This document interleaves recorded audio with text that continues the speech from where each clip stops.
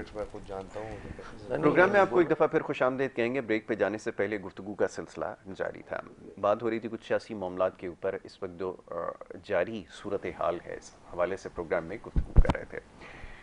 अब ये प्रोग्राम का दूसरा हिस्सा है, अमूमन बात होती है आपकी सेहत के हवाले से, लेकिन ये आजकल जो एक बहस जारी है कि जो सियासी मामलात हैं किस करवट बैठेंगे और मामला किस तरह जो है वो ठीक होगा, या मुल्क का जो मौशी निज़ाम है कैसे आगे बढ़ेगा, ये तमाम मामलात हैं जो इस वक्त ज़ेर बहस आएंगे। प्रोग्राम के दूसरे हिस्से में भी बात कुछ सियासत के हवाले से ही होगी और सियासी नुमाइंदे ही हमारे साथ यहाँ पर मौजूद होंगे। सबसे पहले मौजूद मेहमानों को मैं खुशामदीद कहूँगा और उसके बाद फिर गुफ्तगू का सिलसिला हमारा जारी रहेगा। सबसे पहले जो हमारे मेहमान हैं, नईम अवान साहब, पाकिस्तान पीपल्स पार्टी से आपका ताल्लुक़ है, पीपल्स पार्टी की नुमाइंदगी करते हैं, हमारे प्रोग्राम्स में उन्हें देखते हैं। आज एक दफ़ा फिर यहाँ पर हमारे साथ शामिल गुफ्तगू में मैं खुशामदीद कहूँगा। बहुत शुक्रिया आपका प्रोग्राम शामिल होने के लिए। दूसरे जो हमारे मेहमान हैं, आपका ताल्लुक़ पाकिस्तान मुस्लिम लीग नून से है, बाबर अनवर साहब, आप उन्हें भी हमारे साथ देखते हैं, उनकी गुफ्तगू सुनते हैं। आज उन्हें मदऊ कर रखा है, उन्हें भी खुशामदीद। बहुत शुक्रिया आपका प्रोग्राम में वक्त देने के लिए। तीसरे हमारे मेहमान, आपका ताल्लुक़ पाक सरज़मीन पार्टी से है और हमारे प्रोग्राम्स में आप उन्हें देख चुके हैं, बड़ी खुलकर गुफ्तगू करते हैं, हुमायूं उस्मान साहब। एक दफ़ा फिर आज मदऊ कर रखा है, उनको भी खुशामदीद। बहुत शुक्रिया जनाब आपका। नईम अवान साहब, फरमाइएगा, सूरत हाल आपके सामने है, मौशी चैलेंजेस इतने सारे हैं और बड़ी मुश्किलों के बाद एक जो है वो तहरीक अदम एतमाद को लेकर आए। बड़ी देर के बाद तमाम सियासी जमातों का कंसेंसस हुआ है, एक पेज पर आए और उसके बाद ये फैसला किया गया कि एक मौजूदा एक जो चलता हुआ निज़ाम है उसको हटाया जाए और उसके बाद फिर अपोजिशन की जमातें इत्तेहाद बनाकर एक हुकूमत बनाए। अब ये सिलसिला तो शुरू हो गया, लेकिन ये जो हमारे यहाँ एक अजीब रिवायत कायम है कि इस मुश्किल वक्त में भी कि हमें ये वाली सियासत वजारत नहीं चाहिए, हमें गवर्नरशिप चाहिए, हमें सदर पाकिस्तान चाहिए। अब ये मामला कब तक आगे बढ़ेंगे? अब कल की बात अगर कर लीजिए तो बिलावल भुट्टो साहब जो है वो हल्फ उठा रही थी पूरी काबीना और वो पीछे बैठे हुए थे, उन्होंने हल्फ नहीं उठाया। तो यकीनन मीडिया के सामने भी कुछ चीज़ें हैं, लेकिन सियासी नुमाइंदे क्या इस हवाले से सोच रखते हैं, ये तो फरमाइए कि आखिर कब ये मामला जो है वो दुरुस्त होंगे। फरमाइए। बिस्मिल्लाहिर्रहमानिर्रहीम। बात ये कि हमारे जो इख्तलाफात थे इमरान खान के साथ वो आज के नहीं थे, 2018 से पहले के इख्तलाफात थे।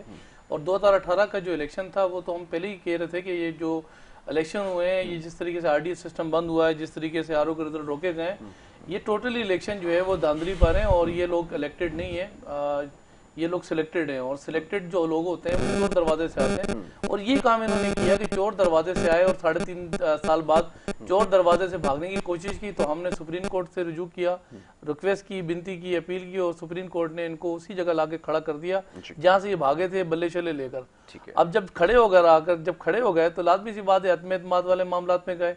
अदम एतमाद के अंदर हम ये चाहते थे कि ये आए चोर दरवाजे से थे, लेकिन हम इनको निकालें जो है वो आईनी दरवाजे से, जो कानून हमें जिस बात की इजाजत देता है। अब जब निकल गए तो ये चाहते थे कि जब हम चोर दरवाजे से निकलें तो कल ना हमारे करप्शन के जो है वो सारे वो केसेस खुले जो हमने इस मुल्क को डिलीवर किया, जो इस मुल्क के अंदर GDP रेट 5.8 से लाके 0 पे हमने खड़ा किया। इस मुल्क के अंदर हमने तबाही जो है वो फैला दी। इस मुल्क के अंदर गरीब की जो है वो 2 टाइम की रोटी छीन ली और लाके उसको लंगर खाने पे खड़ा कर दिया और मुल्क के अंदर जो लाके इस हालात मुल्क के अंदर बना दिए, हमसे कोई पूछे ना और मुल्क चला जाए जनरल इलेक्शन के ऊपर और जनरल इलेक्शन पे चला जाए तो हमसे लोग सवाल ना करें 3 साल की जो है वो 3.5 साल हम करते क्या रहे इस मुल्क के अंदर। दूसरी बात ये रही कि जो हल्फ हुए हैं कल लिए हैं, उसके अंदर ऐसा नहीं है कि बिलावल साहब हल्फ नहीं लेंगे। उनकी कुछ चीज़ें हैं, उन्होंने बरतानिया जाना और बरतानिया जाने के अंदर एक काम उनका दौरा है और दौरे के अंदर उनका मिलना है नवाज शरीफ साहब के साथ भी। कुछ चीज़ें डिस्कस होनी है और डिस्कस होने के बाद चीज़ें अपनी जगह आ जाएंगी। ठीक है, हल्फ ले लेंगे इंशाल्लाह ताला, ये कोई बड़ा इशू नहीं है। ठीक है। बाबर अनवर साहब, फरमाइएगा कि अब जो सूरत हाल है इस हवाले से एक हुकूमत का तख्ता जो है वो लट के दूसरी हुकूमत को लाया गया है और आपकी जो जमात है इस वक्त हुक्मरान जमात जो है उसको समझा जाएगा। अब ये फरमाइएगा कि ये जो जोड़ तोड़ हो रही है, ये जो चैलेंजेस हैं, अब इतनी सारी चीज़ें आपने टेकअप तो कर ली हैं, लेकिन इनको हल करना आसान नहीं होगा और फिर यहाँ से जाना होगा आम इंतखाबात की तरफ। और सवाल ये है कि अब जो जिस तरह का सियासी दबाव बन रहा है तो इंतखाबात की तरफ जाना पड़ गया तो कैसे तमाम चीज़ों को कंट्रोल कर पाएंगे, ये ज़रा फरमाइए। देखिए, पहले तो आपको बहुत बहुत मुबारक हो और बाकी हमारे भाई जो यहाँ बैठे हैं इन सबको बहुत बहुत मुबारक हो कि हमारी आइन की जीत हुई है और कॉन्स्टिट्यूशनल वोटिंग या कॉन्स्टिट्यूशनल राइट के तहत हमने प्राइम मिनिस्टर ऑफ पाकिस्तान दूसरे आए। देखिए जी, महाशी बहुत ज़्यादा इस वक्त जो अगर आप मैं बोलूँ फाइनेंशियल सिचुएशन मुल्क की बहुत गंदी है। इतनी गंदी मुल्क की फाइनेंशियल सिचुएशन है कि हम आप यकीन करें कि हालात बहुत हमारे खराब है मुल्क में, हम लोग बहुत आवाम बहुत ज़्यादा परेशान है। खान साहब या पीटीआई के लोगों की अगर आप बात बोलें तो देखें, इलेक्शन में तो ज़रूर जाना ही जाना है। 1.5 साल बाद इंशाल्लाह ताला इलेक्शन होंगे, अल्लाह ने चाहा तो इंशाल्लाह खैर खैरियत से हम सारी पार्टीज इलेक्शन की तरफ जाएंगे। फाइनेंशियल इमरान खान साहब की जो बात है, इनकी की पूरी सियासत है किस चीज़ पे? मैं आपसे एक सवाल पूछना चाह रहा हूँ कि इनकी की पूरी सियासत है किस चीज़ पे? करप्शन, चोर, गाली, बदतमीजी, और किसी चीज़ पे इनकी सियासत नहीं। कोई आदमी चोर था तो आपके पास 3.5 साल थे, आप प्रूफ करते, आप नहीं कर पाए जी। सिर्फ और सिर्फ 3.5 साल आपने गाली की सियासत करी है, सिर्फ और सिर्फ चोरी की सियासत करी, करप्शन करप्शन करप्शन कि सब चोर है, मैं सही हूँ। मतलब अब तो वो इस लेवल पे जा चुके हैं कि उन्होंने पूरी दुनिया को अपने अगेंस्ट बोलना शुरू कर दिया कि पूरी दुनिया मेरे अगेंस्ट है, हर कायनात का एक जरा मेरे अगेंस्ट है, मैं ठीक हूँ, बाकी सब गलत है। ठीक है जी। हुमायूं उस्मान साहब ये फरमाइएगा कि ये तासुर दिया जा रहा है कि जनाब कुछ गलतियां हुई हैं, आईनी तकाज़ों को पूरा नहीं किया गया, इस वजह से जो है उनको हटा दिया गया है। अब सवाल ये पैदा होता है कि अगर आप किसी हुकूमत को या किसी तरह तख्ता अगर उसका उलट देते हैं तो ये एक बड़ी अजीब सी बात है कि पाकिस्तान में उसको एक एज हासिल हो जाती है जो सियासी शहीद होकर जाता है। तो क्या ये सियासी जमातों से गलती हो गई है आपके ख्याल में? अगर उनको डिलीवर करने देते तो ये और उससे बुरी तरह से जो है वो कोलैप्स करते। ये बात तो सब कह रहे थे, लेकिन ये जो वो बनाई गई है इसको फायदा हुआ है आपके ख्याल में? आपने वैलिड क्वेश्चन किया है। इस वक्त मेरे हिसाब से जो पीटीआई थी ना वो अपनी मौत आप खत्म होने जा रही थी जी। 3.5 साल की उनकी जो परफॉर्मेंस थी वो 0/0 थी। तो इस एज से थोड़ा सा उनको बूस्ट जरूर मिला है। मैं समझता हूँ कि लोगों की हमदर्दियाँ, क्योंकि लोग बगैर सोचे समझे हमदर्दियाँ जताना शुरू कर देते हैं और खड़े हो जाते हैं, सिर्फ खड़े होते हैं। अच्छा। और उसके बाद निकल जाते हैं पिछली गली से, पता भी नहीं चलता कब छोड़ कर। ठीक है। अच्छा हुमायूं भाई, कथा कलामी की माजरत, एक मुख्तसर सी ब्रेक मैंने लेनी है, ब्रेक लेकर वापस आऊँगा, गुफ्तगू यहीं से हम इसका सिलसिला शुरू करेंगे। आप देखते रहिए program good morning Karachi.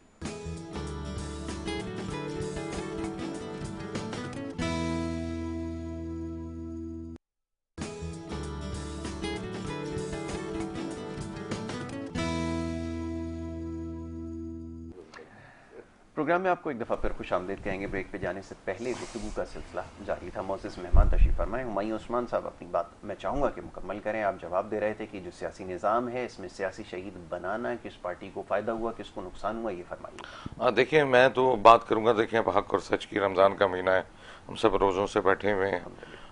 Khan साहब ने डिलीवर नहीं किया ना 3.5 साल। अगर लोग हमसे ही कहते हैं, कल भी हमारी एक सेंट्रल कोर कमेटी की मीटिंग हुई तो वहाँ पे कुछ लोगों ने, बाहर से जो लोग आए थे, साफ़ी हज़रात थे या कुछ दूसरे थे, बैठे थे, तो कहने लगे नहीं जी मकबूलियत में उसके इजाफा हुआ है। तो हमने कहा जब हमने अल्ताफ़ हुसैन के खिलाफ आवाज़ उठाई थी तो उसकी मकबूलियत भी बहुत थी, लेकिन अल्ताफ़ हुसैन हक और सच पे नहीं था। तो मेरे चेयरमैन साहब ने तो क्लियर कट ये फैसला किया कि हम वो बात करेंगे जो हक और सच की है। तो उन्होंने कहा कि पूरी ये जो इमरान खान की गवर्नमेंट थी, ये पूरी गवर्नमेंट एक ट्रांसफ़र पोस्टिंग की मार थी। वो ट्रांसफ़र पोस्टिंग हुई और इमरान खान की गवर्नमेंट फारग हो गई। उसके बाद उन्होंने बताया कि आप कुरान के हवाले दे रहे हो, आप रियासत मदीना के हवाले दे रहे हो, तो खुदा के वास्ते उस कुरान के अंदर 700 दफ़ा लिखा हुआ है कि नमाज की तरफ रागिब करो कौम को, नमाज की तरफ 5 वक्त की नमाज। अच्छा, मैं हुमायूं भाई फिर मुखील हो रहा हूँ आपकी गुफ्तगू के दरमियान, एक छोटी सी ब्रेक और लेनी होगी। एक ब्रेक लेते हैं, ब्रेक के बाद वापस आएंगे। आप देखते हैं प्रोग्राम गुड मॉर्निंग कराची।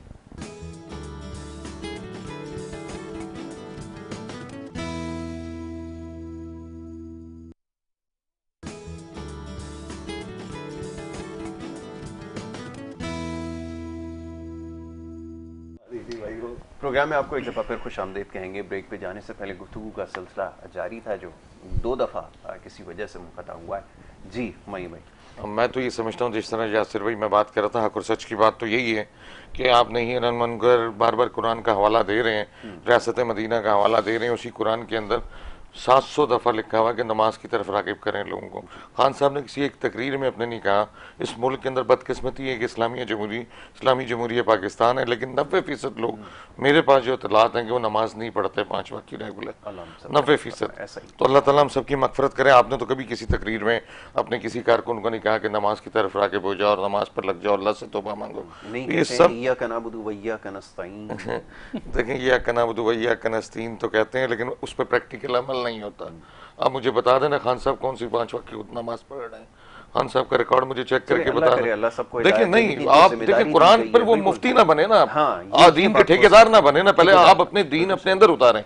मैं इस बात से आका दो जहां सल्लल्लाहु अलैहि वसल्लम के नक्शे कदम पे चले ना, रियासत मदीना की बात कर रहे हैं, वो आका दो जहां सल्लल्लाहु अलैहि वसल्लम तो वो थे जिन लोगों ने उन पर बदतरीन तशद्दुद किया, लहू लहन कर दिया, तो अल्लाह ने फरिश्ता भेजा कि हुक्म करो इनको पहाड़ों के बीच में पिसपा कर दिया जाए। तो आपने उस वक्त भी अल्लाह से यही फरियाद की, अल्लाह ताला इनको उनके लिए हक के लिए दुआ की, ये नहीं हुक्म अल्लाह से कहा कि उनको पसपा कर दिया जाए। तो उनकी तो सीरत वो थी, कहाँ उनकी सीरत, कहाँ अब ये कंटेनरों पर खड़ा करके ड्रामा कर रहे हैं कौम के साथ। बदकिस्मती से कौम भी जाहिल है ना, कुछ लोग जाहिल है, मैं समझता हूँ उनके पास शऊर की बेदारी नहीं है, इल्म की बेदारी नहीं है, मैं मानता हूँ, लेकिन उसमें कौम का थोड़ा बहुत कसूर यहाँ भी आ जाता है कि कौम को पहले कोई डिलीवर नहीं हुआ, कौम एक नफरत जो उजागर हुई है कुछ लोगों से, उसको एक्सपोज करने के लिए वहां जाकर खड़ी हो रही है। तो अल्हम्दुलिल्लाह हम लोगों को शऊर बेदार कर रहे हैं। जिस तरह मैंने पहले भी ब्रेक जाने से पहले आपसे कहा था, हमारा काम है पाक से ज़मीन पार्टी का कि हक और सच के नजरिए पर खड़ी हो जाए, लोगों को सही रास्ता बताएं, बुराई से रोकें। जिस तरह हमने कहा कि लोग हमें कहते हैं कि जी लोग उनके साथ बहुत खड़े हुए हैं, तो लोग तो फिर अल्ताफ हुसैन के साथ बहुत खड़े हुए थे जब हमने बगावत की अल्ताफ हुसैन के खिलाफ, लेकिन वो सही रास्ता नहीं था, इसलिए अल्ताफ हुसैन के खिलाफ बगावत की। आज पीटीआई के साथ जो लोग खड़े हैं, इंशाअल्लाह ताला हम उनकी भी शऊर की बेदारी करेंगे और उनको आवाज लगाएंगे कि सही रास्ते पे आए, वो ठीक रास्ता नहीं है, वो इल्म का दावेदार जो सब ठेकेदार बनकर बैठा हुआ है, वो ठीक बात नहीं है। नहीं है, बिल्कुल ठीक है जी। नहीं मामान साहब, आप बताइए कि ये तो बात दूसरी तरफ निकल गई है कि अब सियासी शऊर जो है वो उजागर करने की ज़रूरत है, लेकिन आप लोग खासे मुतमईन नज़र आ रहे हैं। लेकिन सवाल इस वक्त भी वही है कि ये जो सियासी मामलात हैं जिसके लिए कहा गया था कि इसको चलने दिया जाएगा, फिर एकदम इसके ऊपर फैसला लिया गया कि दोबारा से PDM से पहले तो इलाक़ ख़त्म हुआ, वो शायद बुनियाद भी यही बनी थी कि उस वक्त भी जब मौलाना फजलुर रहमान साहब ये फरमा रहे थे कि इस हुकूमत को घर भेजा जाए, तो आप लोग उसकी मुखालफत कर रहे थे कि सियासी जो निज़ाम में चलते रहना देना चाहिए, लेकिन एकदम से झुकाव फिर इस तरफ हुआ, इसकी क्या वजह बनी है? फरमाइए। देखिए, सियासी शऊर तो बात ये है कि आवाम को दिए इमरान खान ने, पेट्रोल महंगा हो जाए, बिजली महंगी हो जाए, डॉलर महंगा हो जाए, समझे वज़ीर आज़म चोर है, तो ये तो शऊर वो दे के गया आवाम को। और दूसरी बात ये रही कि ये जो टूटी नल के दरवाजे लोटे जितने इकट्ठे किए थे इन्होंने, क्या एक्सपेक्ट कर रहे थे कि मतलब ये मुल्क के अंदर 5 साल पूरा निकालेंगे? कैसे निकाल सकते हैं 5 साल? बात ये कि 1,60,00,000 वोट जिसको पड़े वो, और 3 करोड़ 3.5 करोड़ जो है वो अपोजिशन को वोट पड़े, अगर मैं दोनों को बीच सेंटर में खड़ा कर दूं, तो आप खुद बताएं कि झुकाव किस तरफ होना चाहिए। एक तिनकों पे बनी हुई हुकूमत, वो जो लोग इसको सेलेक्ट करके लेकर आए, कैसे सेलेक्ट करके लेकर आए, यहाँ से MKM को मिला दिया, वहां से खुसरो मुख्तार को मिला दिया, जहांगीर तरीन को मिला लिया। जब वो अपने वजन से गिरने वाले थे, आसिफ अली जरदारी साहब ये फरमाया भी करते थे कि जब अपने वजन से गिर जाएंगे तो फिर इसको धक्का देने की क्यों जरूरत पेश आई? मेरा सवाल तो सिर्फ इतना है। देखिए, ये बात तो मैं खुद करने वाला था कि वो जरदारी साहब के कीमती अल्फाज थे कि खुद गिरेगा अपने वजन से, और घिरा अपने वजन से। ये अपने वजन से गिरा, कैसे गिरा? इसके वो लोग, मैंने कहा जो लेकर आए थे, उनको जिन्होंने जो जोड़ा था वो खुद हट गए पीछे। जब हटे तो इसको कहते हैं वजन, ये अपने वजन से नीचे गिर गया। दूसरी बात ये रही कि रह क्या गया था, बाकी तरीकेकार क्या बच गया था, बाकी जो हालात इसने मुल्क में बना दिए थे, बेरोजगारी, करप्शन, फिर साथ में महंगाई, ये जो चीजें इसने इस मुल्क के ऊपर ला के खड़ी कर दी थी, आवाम की जैसे आई PTI और आवाम की हुई जैसे निकाल दी, बाकी बच क्या गया था? बात यह है कि जो लोग इनको लेकर आए थे वो खुद भी इनसे परेशान थे, और ऐसे हालात उनके लिए भी इन्होंने बना दिए, और ऐसे हालात बना के उन्होंने आवाम को साथ फिर दोबारा शऊर पैदा करने की कोशिश कर रहे हैं कि जो लोग हमें उठा के इन्होंने हमें 12 बजे निकाल दिया, मेरा कसूर क्या था? कभी हंसते थे मियां नवाज शरीफ के ऊपर कि मुझे क्यों निकाला, आज ये जो है ना वो आवाम को पूछते फिर रहे हैं कि मुझे 12 बजे क्यों निकाला। तो बात ये कि निकाला क्यों, वो तो दुनिया जानती है क्यों निकाला, और निकालने की वजह क्या बनी। एक को बात यह कि अकामे के ऊपर जो है वो पनामा केस डाल के अकामे पकड़ा के उसको बेचारे को उठा के तायात के लिए साइड पे कर दिया। फिर बात यह कि उस वक्त तो तालियां बजा रहे थे, तो उस वक्त उन कुव्वतों के खिलाफ क्यों नहीं बोला?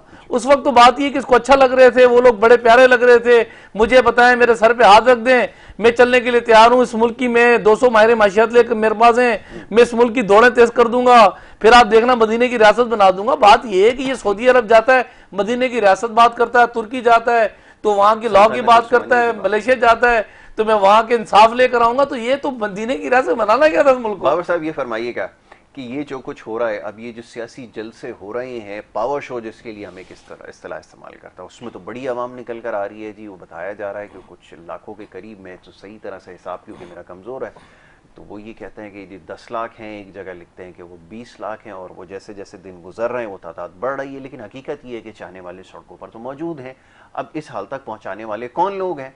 अगर जैसे कुछ देर पहले ये सवाल मैंने हुमायूं साहब की खिदमत में रखा था कि अगर उनकी कारकर्दगी अच्छी नहीं थी तो साल बाकी एक और रह गया था, उनका तो वजूद वैसे भी मिट जाना था, फिर क्यों ज़रूरत पेश आई जी?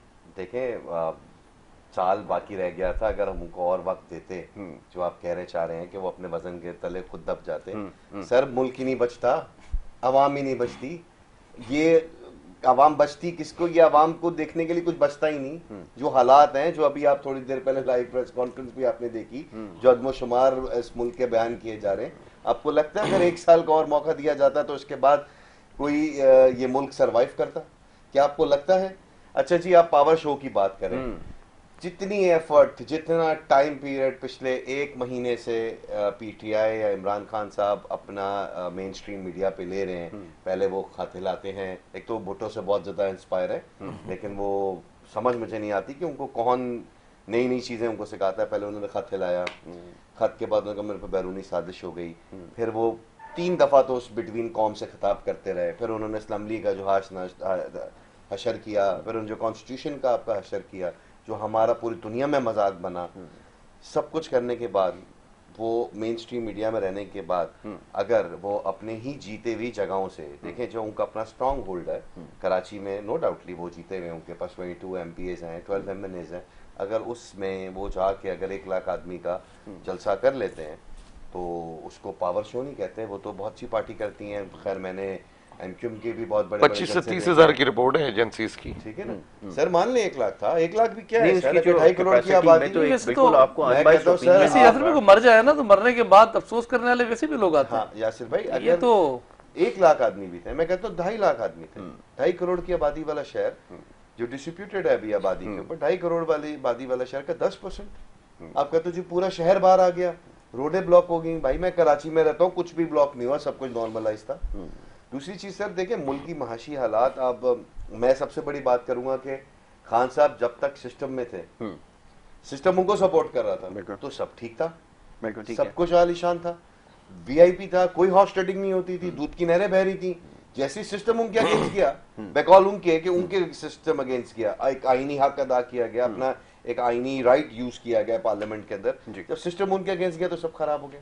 बिल्कुल ठीक और है, आज शोर मचाना शुरू कर दिया, रोना डालना शुरू कर दिया। ठीक है, लेकिन अब सवाल ये पैदा होता है ना कि वही शहर कराची की बात कर रहे हैं। मैं ये बात वसूख से तो नहीं कह सकता, लेकिन ये बात ज़रूर, क्योंकि यहाँ का बासी हूँ और रहने वाला हूँ, तो ये कही जा सकती है कि सियासी शऊर जो है वो निस्बतन दीगर शहरों के मुकाबले में थोड़ा सा ज़्यादा होगा, ज़्यादा कोई फ़र्क नहीं, लेकिन थोड़ा सा ज़्यादा होगा। तो क्या वो ये भूल चुके हैं कि कराची शहर के अंदर जब ये बल्दियाती एक्ट का मसला हुआ था कि कौन सी जमातें सड़कों पर थीं और किसने इसके लिए सदा एहतजाज बुलंद की, उसमें जो सर फहरिस्त थी वो जमात इस्लामी थी, जो यहाँ पर सख्त सर्दी के अंदर भी सड़कों के ऊपर धरना दिए हुए थे।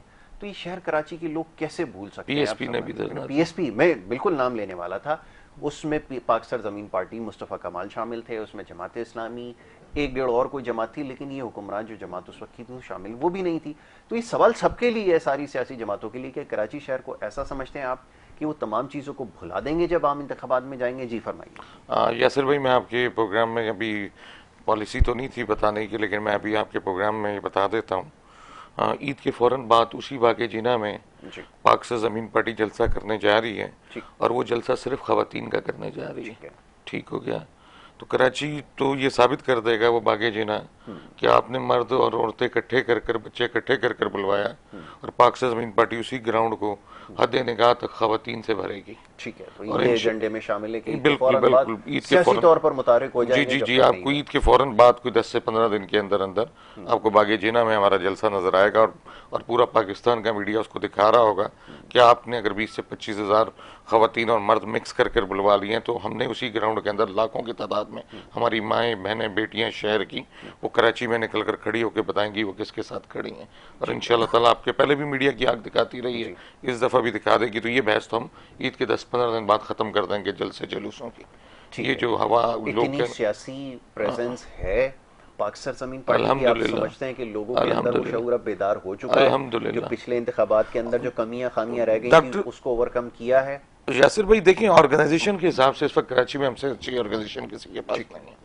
अल्हम्दुलिल्लाह इस वक्त जो हमारे फाल जो एक्टिव जो हमारे इस वक्त तो तमाम सेटअप के कारकुन हैं वो 24 से 25 हज़ार को क्रॉस कर गए हैं, जो हमारे सिर्फ कराची के अंदर कारकुन ग्रास रूट लेवल के ऊपर जो काम नहीं ग्रास रूट लेवल की मैं बात कर रहा हूँ, ठीक है, जो काम कर रहे हैं 24 से 25 हज़ार हैं।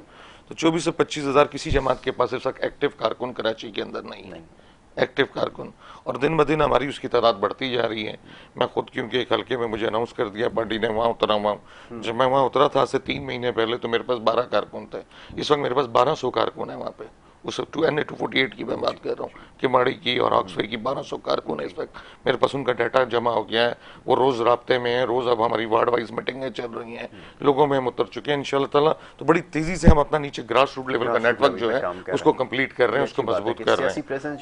एग्जैक्टली यही है। सियासी जमात की जो होती है वो इसी तरह होती है, आप समझ लें कि उसकी जो फाउंडेशन बनती है वो यूसी की सतह पर, एग्जैक्टली वार्ड वाइज और यूसी वाइज। अब पीपल्स पार्टी तो यहाँ की नुमाइंदा जमात और सूबे के अंदर बड़ी उसकी मजबूत और बड़ी मुस्तहकम पोजीशन है, लेकिन काम के हवाले से तो अभी सवालात होने बाकी हैं। ज़रा ईद गुजर जाए तो अगली बारी जो है वो पीपल्स पार्टी की अब सवाल तो रखेंगे अब हम कि ये जो 14 साल और 14 साल से तवील जो अरसा हो चुका है और 15 साल का जो अरसा मुकम्मल करने के लिए जा रहे हैं, तो क्या डिलीवर किया है? बड़े सख्त सवालात आगे मुंतज़िर हैं।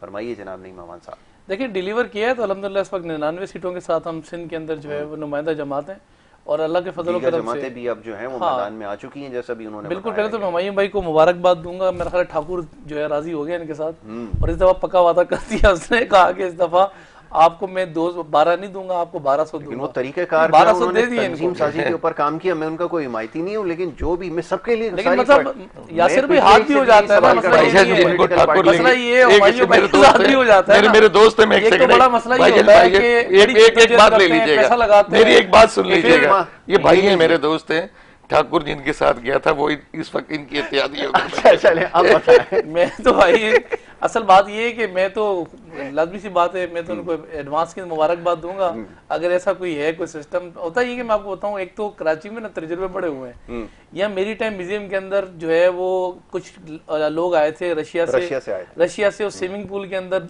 2-3 बच्चियां छोड़ दी थी और उनको कहते थे राइट चले जाओ, लेफ्ट चले जाओ, कभी ऊपर चले जाओ, तो वो जो डॉल्फिन थी वो घुमाते फिराते थे। तो मेरा ख्याल है वो जो एम्पायर हैं और वो जो घुमाने फिराने वाले हैं, उन्होंने समझा दिया कि इस दफा इंशाअल्लाह ताला आपको हम 12 नहीं 1200 देंगे और आपके जो जलसे होंगे उसकी तादाद भी इंशाअल्लाह ताला बढ़ा के दिखाएंगे। ऐसी है कि वो उनकी जगह ना बन सके। चलें आप इशारे विशारे को एक तरफ रखते हुए जो ग्रास रूट लेवल के ऊपर काम करेगा, तंजीम साजी करेगा, और देखें मैं भी कुछ देर पहले भी अर्ज किया तमाम दोस्तों से ये कि जो डिलीवर करेगा आखिर में वो स्टैंड करेगा। अब जब अगर डिलीवर नहीं किया, जो सिंध की हालत ज़ार है अभी, क्योंकि फिलवक्त जो है इसके ऊपर गुफ्तगू नहीं हो रही, लेकिन ये बात अपनी जगह कायम है कि जब तक डिलीवर नहीं करेंगे, अब तो इत्तेहादी हैं जनाब, मुतमईन है ये सवाल आगे भी होगा, ये बात याद रखिएगा। पहले मैं जवाब दे देता हूँ। देखें जिसके पास 4 साल का मैंडेट रहा ना, 4 साल का मैंडेट, देखिए कराची की अगर बात करूँ मैं, टोटल 6 अजला थे, अब 7 हो गए। 4 अजला जिस जमात के पास थे, जिसका डिप्टी मेयर कराची जिसके पास था, फिर उनके MNA भी थे, MP भी थे, और इत्तेहादी जो जमात तो थी, अगर मैं 2 मिनट बात कर रहा हूँ ना, देखिए सब कुछ था उनके पास, सब कुछ था, आखिरकार पेपर ले के चले गए ना, हमें जो है इख्तियारात नहीं थे। मुझे एक बात का जवाब दे, 2 मिनट के तसव्वुर करते हैं, चले इनके भी 4 आ जाते हैं पूरे कराची से, तो 4 साल बाद कराची वाले फिर वही कहेंगे ये भी लहराते हुए जाएंगे, पेपर इख्तियारात नहीं दिए, तो कराची वाले समझदार नहीं, ये कराची वालों को हम लहराते हुए नहीं जाएंगे, बात ये है कि हम लहराते हुए नहीं जाएंगे, जो हम 4 के आइन में तरमीम करवाएंगे, जिसने फंड देना है, जिसने रोड बनाना है, जिसने स्ट्रीट लाइट देनी है, हमारी 4 भी आगे ना, कवानीन 2013 ही है सर, कोई नई चीज नहीं है ये, वो डिलीवर कर चुके हैं बल्दियाती ठाकुर कराएगा इनसे, ठाकुर तो आपके साथ बैठा हुआ जो पार्टी आपकी इत्यादि है, सब ठाकुर उन्हीं को लेके गया था। देखिए हम आइन के अंदर 4 जो हमारी सीटें, अगर आप कहते हैं, मैं मान लेता हूँ 4 तो नहीं आएंगी, ज्यादा ही आएंगी इंशाल्लाह ताला, मैं मान लेता हूँ 4 आ जाती हैं भैया, 5 आ जाओ कराची से, आइन के अंदर आप डिप्टी मेयर भी ले आओ, मेयर भी ले आओ, डिलीवर कैसे करोगे बताओ आप? 3 तरमीमें होंगी, 3 तरमीमें होंगी, वो तरमीम क्या है, 4 सीटें हम लेकर रोड पे बैठ जाएंगे, लोगों को शहर नहीं चलने देंगे, वो आइन की 3 तरमीमें, बिल्कुल हम शहर में रोड पे बैठ जाएंगे, सीधी बात कर रहे हैं इस वक्त। पाकिस्तान के अंदर 3 आइन की तरमीमें होना बहुत लाजिम हो गया है। आप एक आम आदमी का इससे कोई सरोकार नहीं है कि आपके अमेरिका से ताल्लुकात कैसे हैं, आपके अफगानिस्तान से ताल्लुकात अच्छा, कैसे हैं, शेड्यूल आ चुका है। आपके दूसरे ताल्लुकात कैसे हैं मुल्कों से। आम आदमी को चाहिए पीने का साफ पानी, घर में सीवरेज का निजाम चाहिए, घर का गटर का पानी बाहर जाता हो, और ये आपका रोड होना चाहिए, इंफ्रास्ट्रक्चर, आपके अस्पताल में, सरकारी अस्पताल में दवाई टाइम से मिलनी चाहिए, आपके सरकारी स्कूल में तालीम मिलनी चाहिए, जो कि नहीं मिल रही। हम कहेंगे कि आइन के अंदर आईनी तरमीम की जाए, जिस तरह प्राइम मिनिस्टर के इख्तियारात हैं, जिस तरह चीफ मिनिस्टर के इख्तियारात हैं, उसी तरह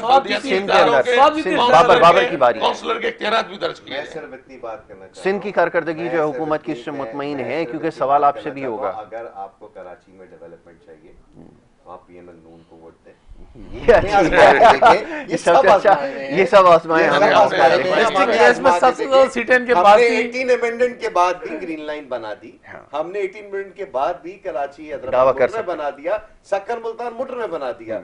बस हमें कोई क्रेडिट नहीं देता, हमें क्रेडिट नाइंसाफी हुई है हैदराबाद मोटरवे की, नाइंसाफी हुई है। ये मोटरवे नहीं बना के दिया इन्होंने, मैं आपको बताऊं, ये वो रोड बना के दिया जो हम पिलवान गोट पे बना के लोगों को देते हैं, जो हम लोग बनारस में लोगों को बना के देते हैं, वो हमें रोड पीपल्स पार्टी सर ने वो नहीं किया। मसला ये है कि देखें अल्हम्दुलिल्लाह बात ये चले मान तो लिया पलवान गोट वाला रोड है सर, अल्हम्दुलिल्लाह बात जो बना के दिया, देखे ना यहाँ तो नाइंसाफी हुई ना। अगर ये मोटरवे बना के देते तो हम कहते वाह, अप्रिशिएट करेंगे मियां साहब को। चले Naeem Aman, thank you so very much, बहुत शुक्रिया आपका। बाबर अनवर आपका बहुत शुक्रिया, हुमायूं उस्मान आपका बहुत शुक्रिया, तीनों दोस्तों का बड़ा शुक्रगुजार हूँ। सुबह वक्त तशरीफ लाए प्रोग्राम के अंदर, उन्होंने गुफ्तगू की है, अपनी अपनी सियासी जमातों की नुमाइंदगी कर रहे थे, कोशिश की कि मुख्तसर वक्त में जायज़ा लिया जाए उमूमी हालात का। हर पार्टी ही ये दावा कर रही है कि अगर उसको मौका मिला या अगर उसको मौका दिया जाए तो वो इस शहर की, इस मुल्क की तकदीर बदल सकती है। फैसला करना है आखिर में आवाम ने। इसी बात के साथ जो है प्रोग्राम का ख़त्म होगा। कल इंशाल्लाह प्रोग्राम में दोबारा मुलाकात होगी। मोहम्मद यासिर को और हमारी टीम को दीजिए इजाज़त। अल्लाह के बाद।